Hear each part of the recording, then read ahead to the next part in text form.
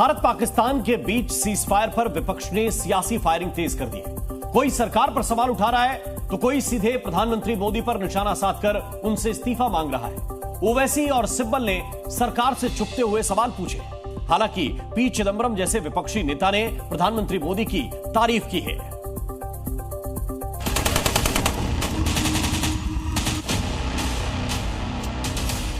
Special session of parliament बुलाना चाहिए। उसके बाद कांग्रेस पार्टी ने, बाकी सब दलों ने भी यही बात दोहराई। पहलगाम आतंकी हमले के गुनहगारों को सजा के लिए ऑपरेशन सिंदूर अभी जारी है, लेकिन आतंक से जंग में सेना सरकार का साथ देने के लिए लंबे चौड़े दावे करने वाले नेता सीज फायर होते ही सियासी नफा नुकसान निकालने में जुट गए। ऐसा नहीं है कि सीज फायर होते ही सेना चुप बैठ गई है और अब आगे पाकिस्तान के आतंकी ठिकाने मिट्टी में नहीं मिलाए जाएंगे। पर उद्धव की शिवसेना के नेता संजय राउत को लगता है कि युद्ध विराम से देश का मनोबल गिर गया है, इसलिए प्रधानमंत्री को पद पर बने रहने का अधिकार नहीं है। ये हमारे संप्रभुता पर हमला है और ये सरकार की कमजोरी है मोदी की। कि प्रेसिडेंट ट्रम्प को उसमें लाना पड़ा, उसको खुद नहीं है ताकतवर, और वार रुकवाने की जरूरत क्या है। ऑपरेशन सिंदूर से भारत ने 3 लक्ष्य हासिल किए। पाकिस्तान में घुसकर आतंकियों को मिट्टी में मिला दिया। ऑपरेशन सिंदूर के जरिए बहावलपुर, मुरीद के, मुजफ्फराबाद में जैश लश्कर के आतंकी कैंपों को तबाह कर दिया गया। सिंधु का पानी रोककर भारत ने दूसरा लक्ष्य हासिल किया और बता दिया कि जब तक आतंकवाद बंद नहीं होता पाकिस्तान पानी के लिए तरसेगा।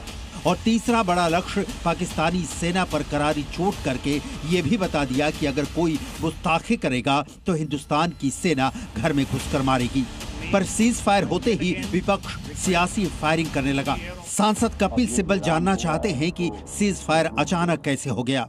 हम दोबारा यही सवाल करें, युद्ध विराम कैसे हुआ, क्यों हुआ, कई सवाल उठते हैं। उसके बारे में मैंने पहले भी कहा था कि एक स्पेशल सेशन ऑफ पार्लियामेंट बुलाना चाहिए। उसके बाद कांग्रेस पार्टी ने, बाकी सब दलों ने भी यही बात दोहराई।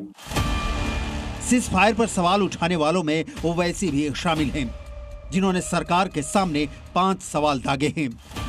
ओवैसी ने पूछा, ट्रंप ने संघर्ष विराम की घोषणा क्यों की? हमने तीसरे पक्ष की बात क्यों मानी? हम बातचीत के लिए तैयार क्यों नहीं हुए? क्या हम आतंकी हमले रोकने में सफल हुए? क्या सीज फायर कराना ही हमारा उद्देश्य था?